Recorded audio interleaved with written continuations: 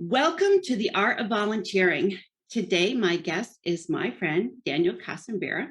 We actually grew up in the same rural community in Pennsylvania, and he was quite the basketball player when we were in school. He was in the 1,000 Point Club, which was a huge accomplishment. So let me introduce him. He joined the United Way in Madison County in Huntsville, Alabama, as president and CEO in April of 2022. He received his undergraduate degree from Roberts Wesleyan College in Rochester, New York, where he was a 3-year starter on the basketball team. Daniel is married to Julianne of 24 years, and they have 4 children, Jamal, Daniel, Isaiah, and Amani. Welcome, Daniel. Thank you for being my guest. Well, thank you very much for having me. It's a privilege and honor, and it's always good to reconnect with folks from back home. It's been a long time since we've been back there, and what you didn't share was when the basketball back then, we had peach baskets and it was old school football. So it wasn't, it was a long time ago, but it was a great experience, and I'm honored to be on the show today. And thank you for sharing this great, important work of volunteering. Thank you so much. You work for the United Way. So my first question is, what attracted you to the United Way? Yeah, United Way is a fantastic organization. My current United Way will be celebrating 80 years in August of this year. One of the things that I've always been raised, the importance of service by my parents, Dr. Daniel and Reverend Mercy Kasambira, emphasize the importance of service. And no matter what organization I wanted to be involved with, I wanted to make sure that volunteers were involved and opportunity to make a difference in people's lives. So, kind of long story short, I was able to work through the YMCA throughout most of my nonprofit career. Left the Y, ended up working at United Way in Central Alabama. Did that as relationship manager for 4 years, and it got experience. It got my feet wet. For those who know, relationship manager United Way is kind of frontline work.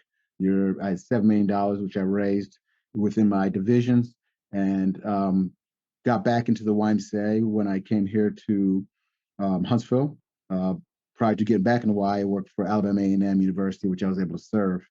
And when I worked for Alabama A&M University, because it was a nonprofit, I wanted to really get involved. And I still remember a lady named Lauren Traylor, when I moved here to Huntsville, said, if you want to be involved, watch what you say, because there's opportunities to get involved and everyone's going to get you involved. And so I was able to be a part of the Big Brothers Big Sisters of North Alabama, and I served on their board, and I actually became board chair at a very crucial time. And I understand the importance of volunteerism through that, because we had one-on-one bigs and littles to serve young people in our community. And then through that experience, someone got wind that I had been involved with United Way in past, and they said, "Hey, would you be interested in being a part of our loan executive program here in Huntsville?" And I said, "Sure." And what loan executive do is you get a bunch of companies in which you go out and basically share the United Way story, and you share stories about other nonprofits and the importance of that. Well, through that experience and having some success in that, they asked me to be Pacesetter chair, which led about 30 to 40 companies, in which we set the tone and set the pace for the United Way campaign. And I was doing it all volunteering. And we raised over, it was a $2 million campaign at the time. And during my time, we raised over $600,000. And that ended up asking me coming back again in 2015, asked me to come back and do it again, which I did. And then got back at the YMCA for 7 years, and had the opportunity to work and got a promotion in the YMCA. Well, lo and behold, the president CEO job came open with United Way. And I look back and say, God brought me through this time to prepare me for this time and this opportunity. And the value of relationships are very, very important. And I learned that through a volunteer in Birmingham, Alabama, Judge Andre Sparks, who said, "Daniel, you develop relationships down south, and then what happens is business will happen." Well, I was able to use that for my experience here at the United Way. And so when I interviewed 13 people on a virtual, kind of like we're doing now, interview process, and I knew 11 of people personally, and it was who's who in town. Right. And then I interviewed and ended up being blessed with this opportunity to be the president CEO here at the United Way. And I just know people along the journey that have been by my side, as you shared with my wife, Julie, of 24 years, and my four children who were there, through the good times, bad times, but to see us all get to this point where we're able to lead an organization and be connected with over 1,800 United Ways across the country, across the world, 1,100 across the country, and to be leading one of these organizations, it's a privilege and honor. That's amazing. All right.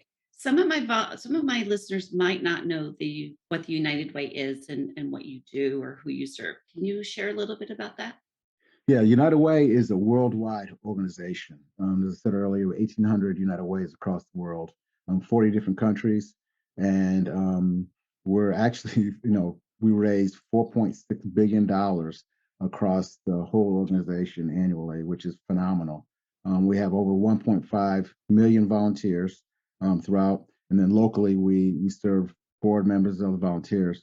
And each United Way has its own kind of franchise, like we're United Way of Madison County. So we serve our entire area, and we have 27 partner agencies, which we allocate dollars to help them and support their budgets, help them support works, work and emphasis everything they do.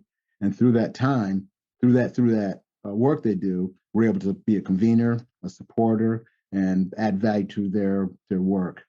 And we have names that you've probably heard of: the YMCA, Big Brothers Big Sisters, Boys and Girls Clubs, Girls Inc., and so on and so forth. With these organizations we support, and it's just exciting to see that happen. But also within our organization, we've kind of transitioned in which we really focus on three focus areas: education, financial stability, and health.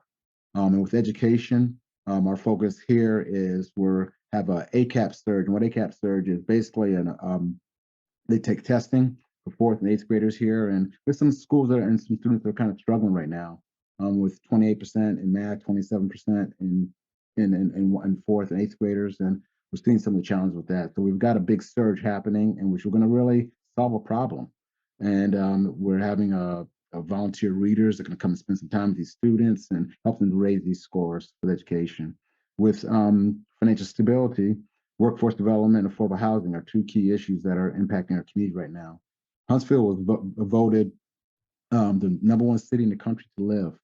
But as I always say, unless everybody is raised at that level, then we need to see the benefit and results of that. So with financial stability and health, you have workforce development. We have great industry, a lot of smart people here, a lot of rocket scientists and things like this. But what happens is everyone needs to get an opportunity to be able to be part of workforce development. So we've got a program called Ride United. And what we do is it's a partnership set up with the United Way Worldwide, and then locally we do it, and we work with Lyft to give people transportation back and forth to work, to help them through this challenging time. Also gives them rides to medical appointments, gives them rides to grocery store if they cannot. And we've serviced over 13,000 rides in the last year and a half. And then also with affordable housing, we have 800 people on Section 8 housing right now looking for housing. And with the market that's increased significantly, and it's the cost of apartments and housing, it's gone up. So we want to make sure everyone gets the benefit of that. And then finally, the health piece with physical health, but also mental health is our focus. And with mental health, we saw that really rise. I'm sure you saw the same thing when the pandemic hit. Mental health impacted everybody: CEOs, rocket scientists, middle managers, homeless people, and day-to-day folks. And you saw the impact. So we're really focused on trying to curb the stigma of what mental health is, but also getting people assistance that they need and the support they need. So those are the three key focus areas.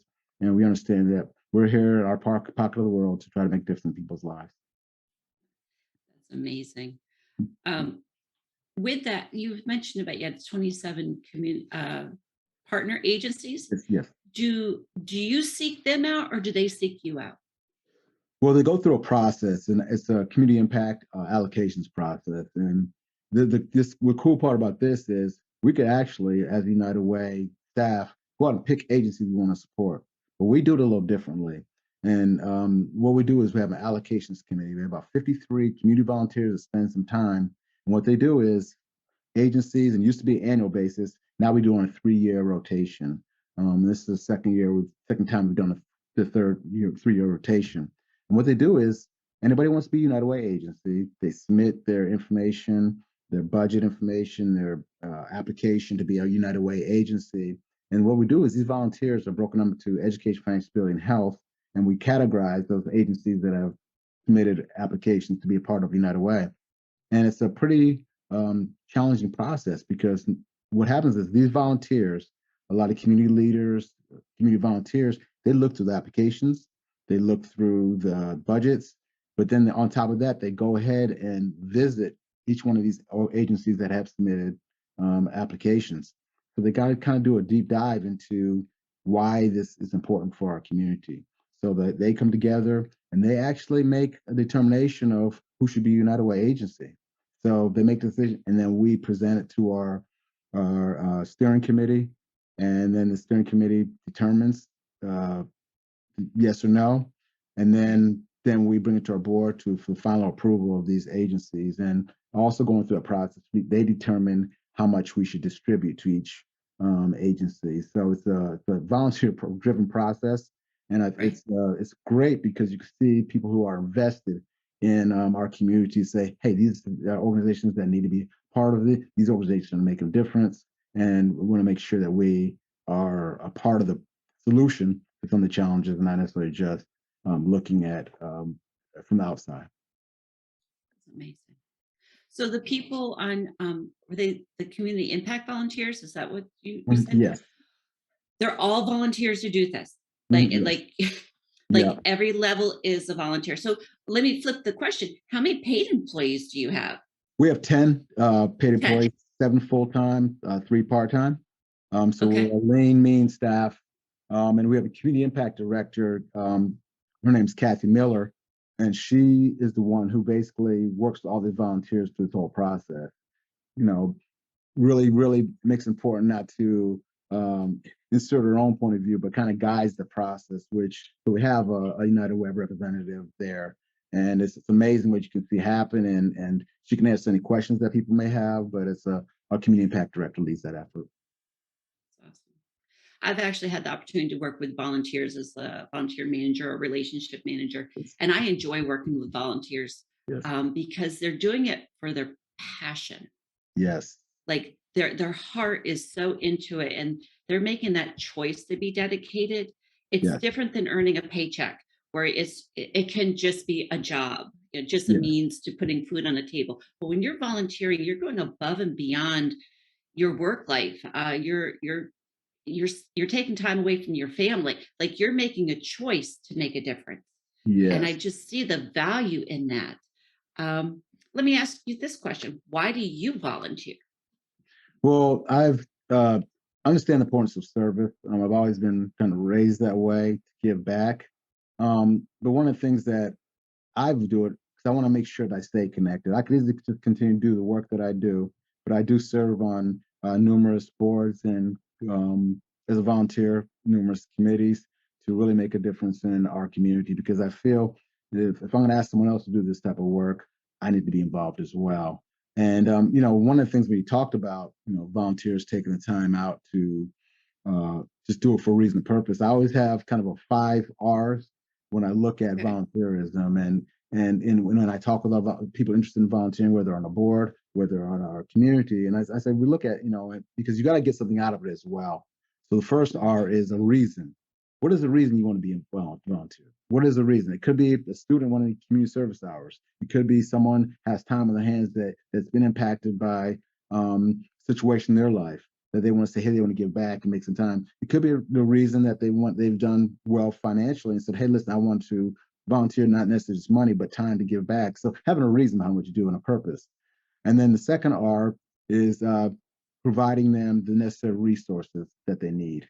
Because a lot of times you can put in a certain situation where it can be not a successful volunteer experience if you don't give them the resources and tools that they need, informing them, giving them proper orientation of this is what you're going to need to be successful in this role. This is what to expect when you're taking the time out to volunteer, whether it's at an organization or part of our board.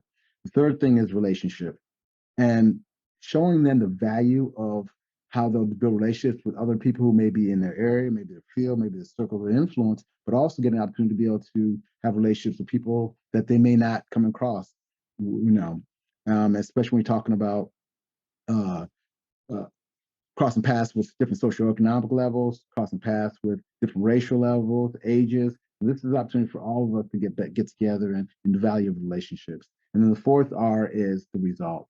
One of the things that we want to make sure that we share the result. So when you have a young person that has, got an A on a test because you took time to read out, a young person that may have, trying to matriculate to college and trying to fill their college applications out to go, but this volunteer spend time doing that. You may have had a person that says, hey, I needed food that day, but you were there, and I thank you for that, to providing that. So showing them the result of what they have. And then the last R is recognition.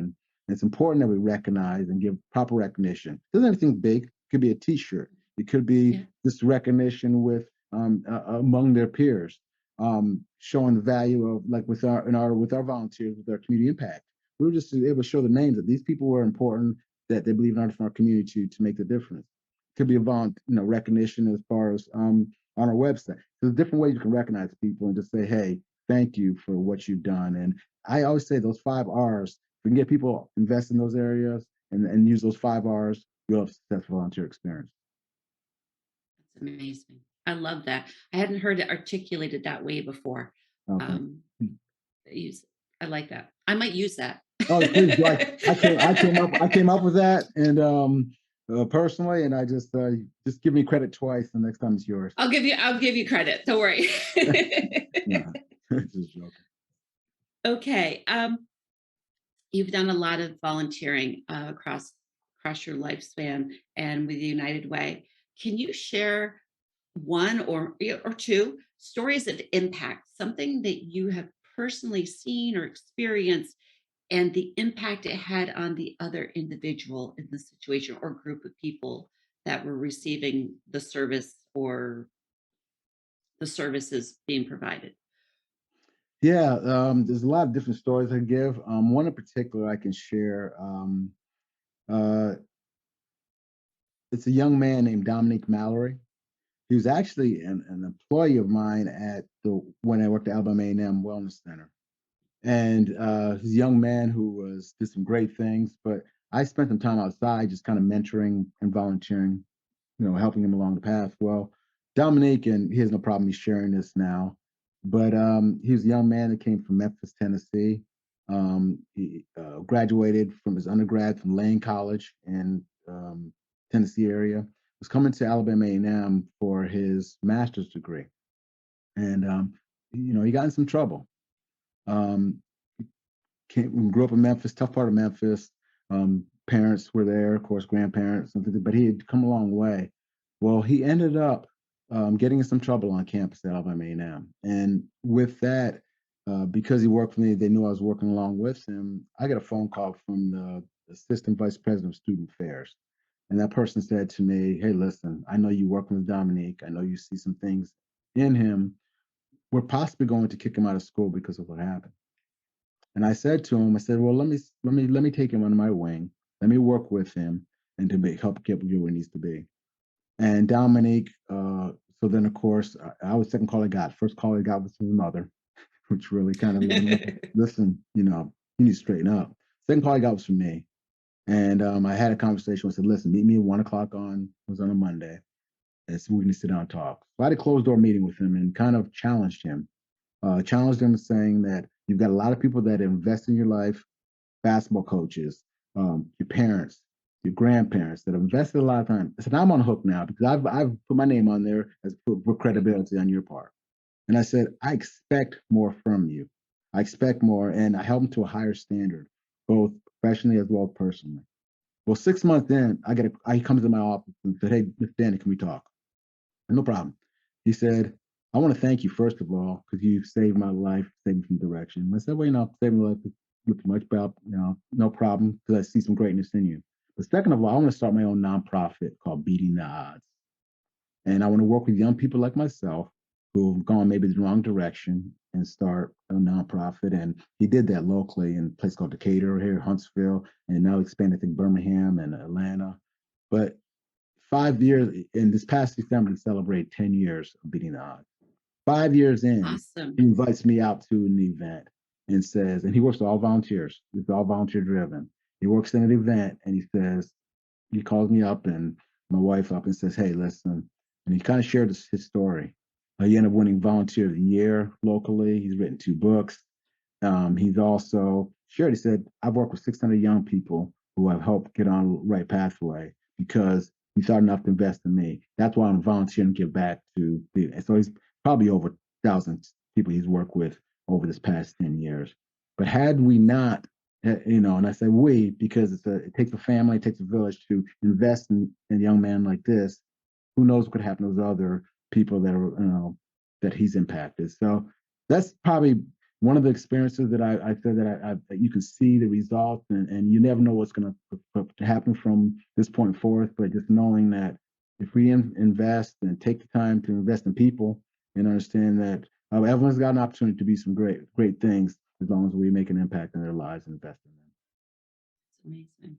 Well, we're recording this in January, which is mentoring month. Yes. So I read a statistic recently that a young adult who's had a mentor is 130% more likely to take a leadership position. Wow. I didn't even know that. That's amazing. Yeah, that was, I work for a nonprofit and it was one of our social posts and it was the stat that was given in it. And I'm just like, Wow. that's amazing. Just the impact of one-on-one or even a small group Yes. of having an adult who can just,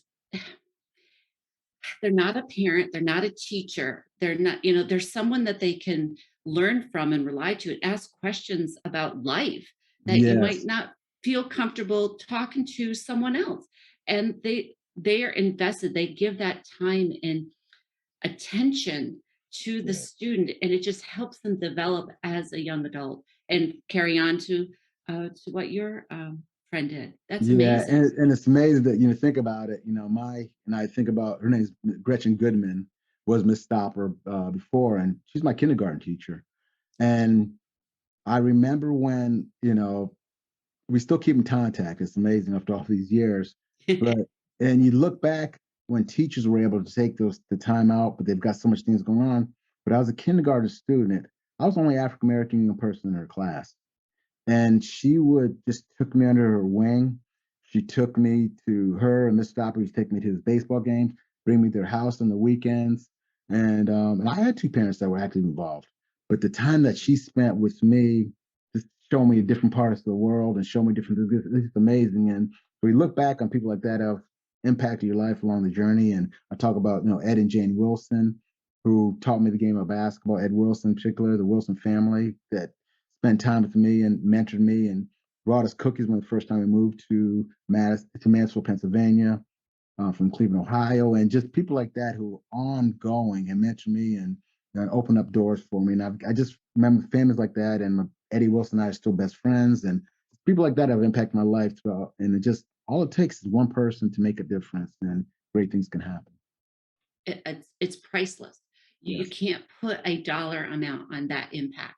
yes. Yeah, that's awesome. You think about, one of our friends, Mr. Kirby, was our basketball coach, Oh yeah, Miss yeah. McWilliams, Mr. Wenzel, Miss Fair, people like that were coaches in my life that also mentored and spent some Yeah. time. And as hard as Coach Kirby was on me, I'm grateful. I'm grateful. Right. Oh, all those names I remember. That's awesome. Okay, now here's supposed to be a fun question. Okay. Can you tell me about a blooper, something that didn't go right in a volunteer experience, and what you learned from it, or what was learned from the experience? Oh yeah. I'm trying to think of a funny one. I remember when I was and it ended up being worked out well. Can I say it was successful, wasn't it? Success? Sure, you can say Okay. just just sure. Go Okay. ahead. Okay. Well, Dennis Irvin was my board chairman in Chicago, and he was a great guy, a banker, and but Dennis was someone who had the potential to do a lot for our YMCA at the time. And I was excited because we had a big campaign coming up, annual giving campaign, but also we were doing a capital campaign. So we have a big event at this lady's house, and we're going to try to share her story. And So Dennis stands in front of the group and says, "Hey, listen, this is a great opportunity. I'm about to pull my checkbook out and write a big check for this event." So he's standing in front of a group of people. So people are writing checks, excited. And I'm getting close, guys, to write a check. And he kept saying over and over again, never wrote a check. And I said, Dennis, you're sharing this thing, and we're telling people we're going to do certain things. And he's, he said, well, Daniel, all this. But what's happened is he wasn't invested in what we're doing. So that's why I came with the 5 R's, because I Yeah. realized those things happen. Well, lo and behold, he ended up writing a check for us. But then I thought about another story with this young Marcus Hargrave. He's actually employed, but he's voluntold to do something. And I was a program director, and he still reminds me of this today, at the YMCA in Rochester, New York. And one of the programs we had was gymnastics. And knowing Marcus, he was a basketball player in college, and he was a good guy. Well, I ended up using some of my opportunities as being a supervisor of a program because our gymnastics coach didn't show up. So, hey, Marcus, I need you to volunteer some time for me. No problem, Dan. Anything you need. I need you to go ahead and sit down with and help with the gymnastics program. So here you see this big old guy, and he's sitting down doing stretches with 6-year-old girls, little girls in tutus, and he never let me forget it. And he just I wish I had some pictures from it. I could hold him as blackmail, but I had him doing that, and he said he never forgets the day. He said, I remember when Daniel, you put me in that situation, and so those type of volunteer experiences that it went well. Could have gone awry, but it went well. Yeah. That's amazing. Yeah, we all have them, well, opportunities, and some turn out really well, and Yes, some you leave scratching your head like, what went wrong? yes, exactly. Okay. We're coming to the point of the interview where I'm going to ask you to love on the United Way or one of the other organizations that you volunteer with. Just love on them. Why should someone get involved or find out more information about whichever organization you choose? Well, what I have to choose is United Way, and I say that not because I'm invested, but United Way changed the way I see things, changed my life. And what I didn't share initially was during the time I worked for when I was in Birmingham and I worked for United Way, I ran some challenging times. Our family did, because uh, I worked for the Office Med Distribution Center as an operations manager when I left the nonprofit field and ran into some challenges because they merged with another company. Well, 3 months in, and so I said, well, I'll get back in the nonprofit field, no problem. Well, 3 months in, I still couldn't find any work.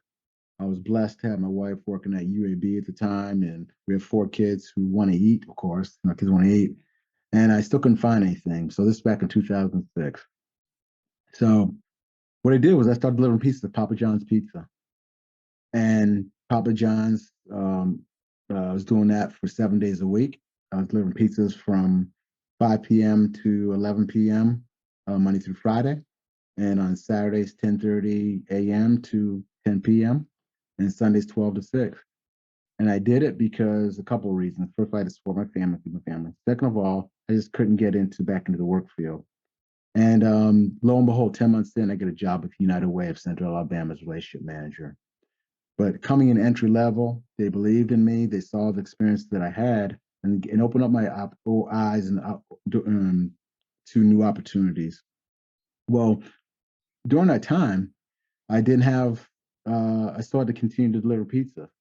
So from 8 o'clock to 4 o'clock every day, I would raise $7 million for United Way through their campaign season. And then from 5 o'clock to 11 o'clock at night, I was delivering pizzas. And I know God was taking me through as a process. Well, 3 years, 3.5 years, I was doing that. But back in 2008, there was a couple of crucial things that happened along the journey. That's why I talk about the value of volunteers and people who you meet. In 2008, I got a flat tire at United Way, and Camille Cowher, who was data analyst and community account executive, who knew I was working both jobs. Well, you get to a point where you can't afford $40 for a new tire. But United Way was there. She went to the HR department and said, listen, we need to write a check for the Daniel because He's working hard, trying to do great for his family, doing great work for us. They wrote me a $40 check, which meant the world to me. So 2008 as well, a guy named Kevin Grigsby, who worked for Alabama Power down here, which is a strong company in Birmingham. And we were challenged because we understood that Christmas wasn't going to be Christmas. And Kevin thought enough of us to say, hey, listen, Daniel, um, me and my wife every year, we support a family. He was a volunteer based through his company. And we want to take you and your, want to have you show babysit. We'll take care of that, but we'll have you and your wife come out and buy whatever you want for kids for Christmas, and it's from you. So Kevin Grigsby impacted. He's a volunteer. So went through that process, ended up getting a job at Alabama A&M in 2010. But when I talk about United Way, it's bigger than just me serving as president and CEO. So when I went through all the relationships and all that, and just different people that impacted my life at United Way of Central Alabama. So when I got the job here at the United Way as president and CEO, first call I made was, of course, my wife, and said, thank you, honey. You were there in our tough times and good time. We've made it. We're now running United Way of Central Alabama, the United Way of Madison County. And they love me the same. My 4 kids love me the same, whether I have Papa John's shirt on or shirt and tie on. It was all the same. Second call I made was Camille Cowherd. And I could say now without crying, but you said you could cry. But I said, Camille, we made it. You saw me at my lowest time, and you thought enough for me to invest your time and energy to say, listen, we need to take care of him because he's one of us. Third call I made was Kevin Grigsby. Hey, Kevin, we made it. We were in a tough time, it was a challenging time, but you invested enough in me in time. Judge Johnny Sparks, hey, Judge, you talk about relationships. We made it. So there's people along the journey that have impacted my life, my family's life. And I'm able to say that's why I believe in United Way, because I have a title, I have a position where I can move and influence situations and people, and I'm up to this. So it's bigger than just me coming in here with the 27 partner agencies. It's bigger than me working along with our great board of directors. It's bigger than me just working along with a terrific staff team of people. It's impacting people's lives because I was one of them. We were one of them that needed help at the time. We needed support. We're always professionally working to that, need support. And that's why I believe strongly in United Way. When you talk about living united, it takes all of us. It takes the entire village to help all of us become successful. And that's why I'm proud to say that I carry United Way banner. I'm proud to be able to be in a position where one of there's 1,100 United Ways across the United States, and I'm one of 36 African American CEOs leading an organization across the country. And it's just an honor to be here. I'm privileged and honored. I understand the importance of people. And so when I can share with volunteers and talk to them about the importance of the work they're doing, I see myself in that role. So I see myself opportunity to be able to talk to a homeless person and make a difference, or a young person say, hey, listen, you can do whatever you want to do. And I carry the banner for United Way. Amazing. No, thank Thank you for sharing your journey. you. No, thank you.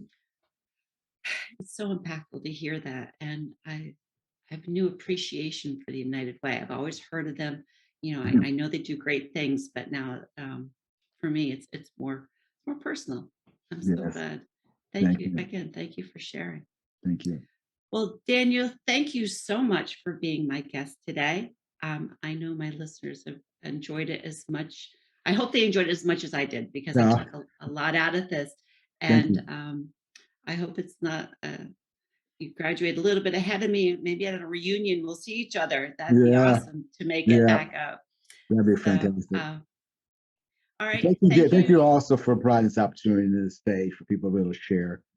Because you doing this, you don't have to do this, but you think it's important to make a difference across this world. And and I share the story when I talk about it. Often I share the story of the impact one person can make, and the story of a pastor writing a sermon, and his son, hey, daddy, come spend some time with me. And the pastor kept saying, "Hey, give me a few more minutes to do that." I said, "Daddy, daddy, daddy, come spend some time with me." Comes back and he said, the pastor said, "Okay, what I'm gonna do is I'm gonna give the young child I'm gonna give my son a puzzle to put together.